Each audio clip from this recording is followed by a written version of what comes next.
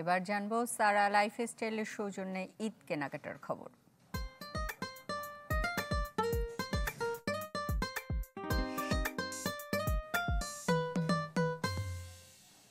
অনলাইনে পোশাক কিনতে যারা অভ্যস্ত, এবার তাদের জন্য সুযোগ মিলছে হাতে ধরে সরাসরি দেখে কেনার। ঈদের আগে অনলাইন উদ্যোক্তাদের তৈরি পোশাক নিয়ে চলছে বিশেষ মেলা। বিক্রেতারা বলছেন এতে ক্রেতাদের আস্থা বাড়বে।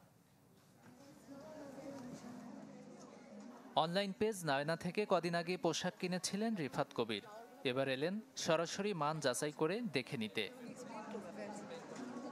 রিফাত কবিরের মতো এমন আরও অনেকের পদচারণা এই উদ্যোক্তা মেলায়। পিকচারের থেকে আরও যদি সুন্দর মনে হয় বা ইয়ার ক্ষেত্রে, তখন আপনি নয়নাতে আসলে বুঝতে পারবেন যে একদম যেটা দেখাচ্ছে সেটাই সেল করতেছে। ঈদের সময় যখন এরকম হয়, ইভেন্টগুলো হয়, তখন চলে আসি, কিন্তু বেশিরভাগই দেখা যাচ্ছে যে অনলাইনেই কেনাকাটা হচ্ছে। একসাথে একটা ছাদের নিচে সবগুলো ব্র্যান্ডস একসাথে আছে, আসলে খুব ভালো লাগে। একটা ঈদের অ্যাকচুয়াল ভাইব পাওয়া যায়।